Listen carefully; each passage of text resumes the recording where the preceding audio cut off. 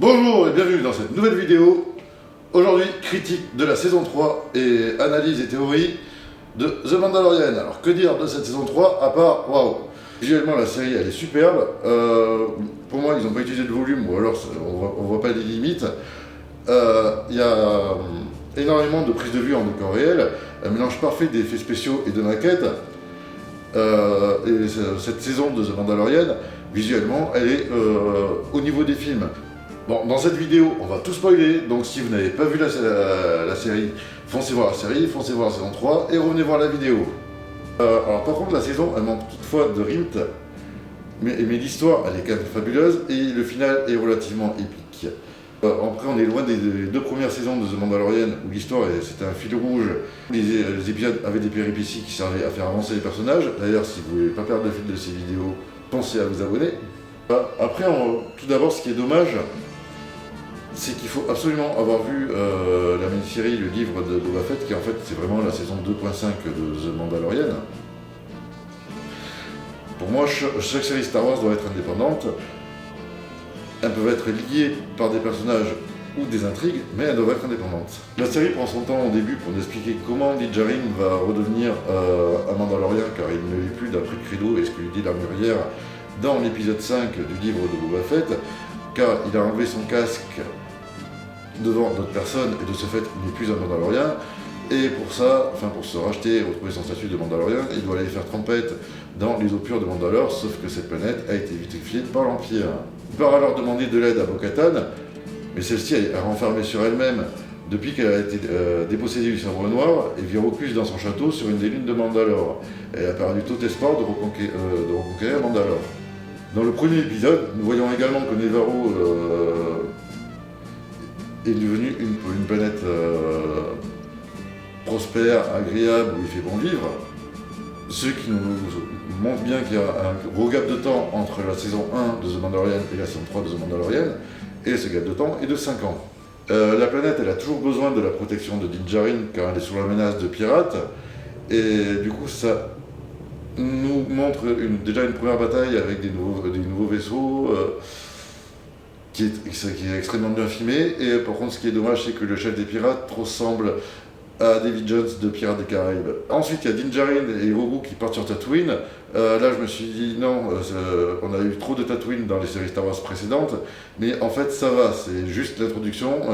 En fait il part chercher un droïde pour son chasseur Naboo N1, et ça se passe en plus pendant la fête de la Bunta qu'on voit dans la menace fantôme. Là c'est pour...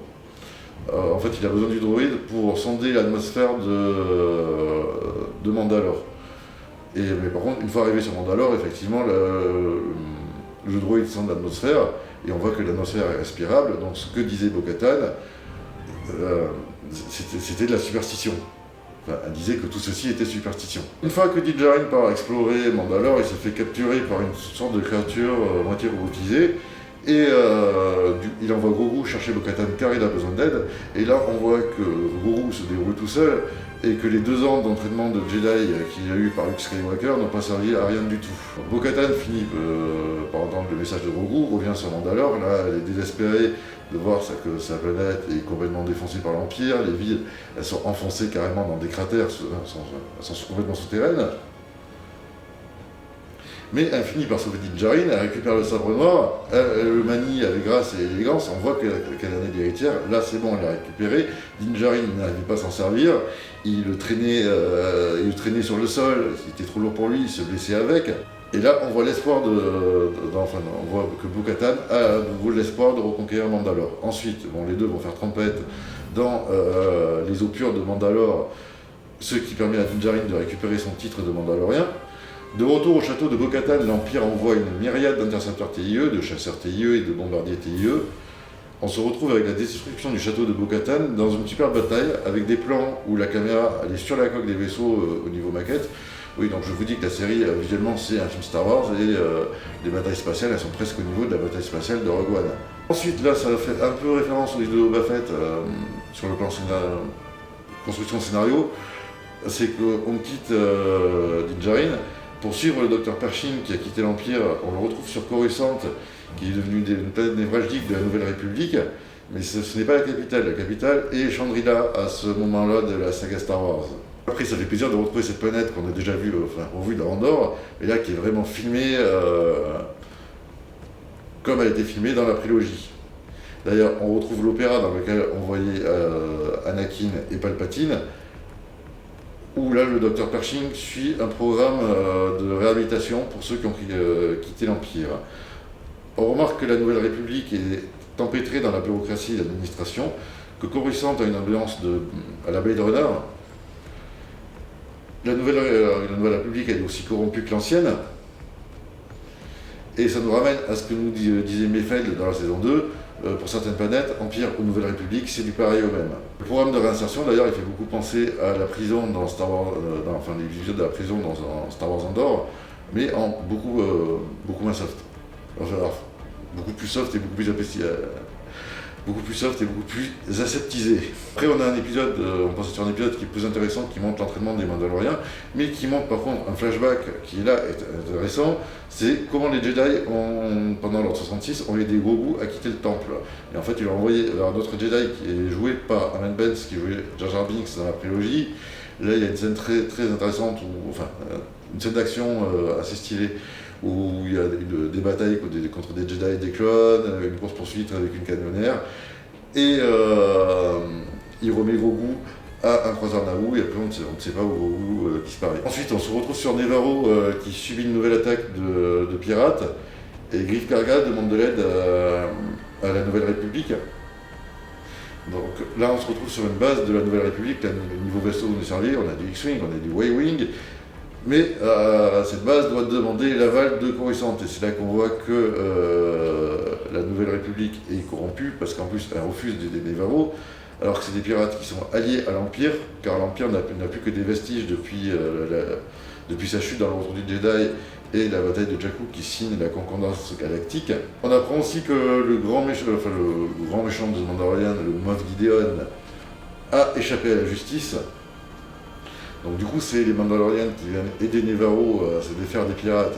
Et en échange, ils ont des terres sur Nevarro, donc ils peuvent retourner sur Nevarro, d'où vous étiez partis dans la saison 1. Ensuite, on a un épisode moyennement intéressant où on voit des droïdes de combat B1 et B2. Et un sympathisant séparatiste à cette ère où c'est un séparatiste un peu fini. Et oui, le mot Count Dooku, le nom Count Dooku est prononcé. Par contre, Bo-Katan finit par allier tous les Mandaloriens survivants, car elle a le sabre noir, elle est héritière de Mandalore. Après, c'est parti pour la reconquête de Mandalore. On assiste au retour de Moff Gideon, qui est joué par Giancarlo Esposito, qui est toujours machiavélique, manipulateur, et qui a établi sa base impériale sur Mandalore. Et dans cette base, il y a un conseil impérial dont fait partie Brendol Hux, le père du général Hux. Et dans ce conseil, en fait, on voit que chaque Moff se fait passer pour des petits seigneurs de guerre locaux.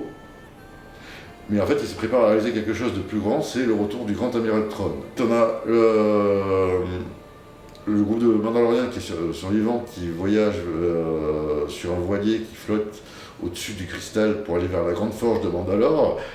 Dans ce voyage, du développement de personnages, notamment la relation avec Din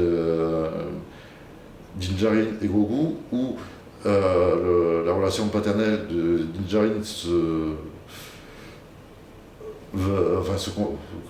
presque se concrétise, et Grogu est à l'intérieur d'une unité léger qu'il peut contrôler. Ça lui permet de se mouvoir et de communiquer, comme ça il peut communiquer avec Din. Il y a une grande bataille finale entre les Mandalorians et le Moff Gideon, qui a une nouvelle armée de Stormtroopers. Et c'est pour ça que le Moff Gideon s'intéresse tant en Mandalore. En fait, c'est pour fonder Premier Ordre. Ce que je pense, c'est que, vu la tête des nouveaux Stormtroopers, ce qui ressemble fortement aux Stormtroopers du Premier Ordre, c'est que les Stormtroopers du Premier Ordre ont des armures en Beskar. D'ailleurs, dans la bataille, pour montrer l'évolution de Din Djarin et Grogu, on voit Grogu sauver Din Djarin. On voit que Moff Gideon est protégé par des gardes prétoriens, qui sont les gardes de Snoke dans les derniers Jedi. Et si on fait une petite référence avec l'Empire romain, les gardes prétoriens, c'était les gardes de l'empereur Kobod, qui a trahi Marcoel, exactement comme le fait Kylo Ren dans les derniers Jedi pour devenir Supreme Leader.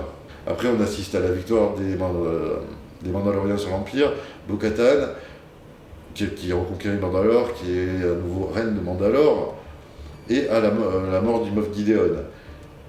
Din Djarin reconnaît Grogu comme son enfant, et il ne serait pas impossible qu'il y ait à nouveau un Mandalorien qui devienne un Jedi dans la lignée de Prévisla.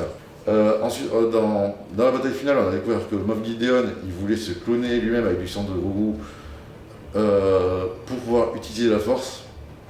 En fait, c'est lui qui voulait rebâtir qui voulait bâtir le Premier Ordre et le diriger.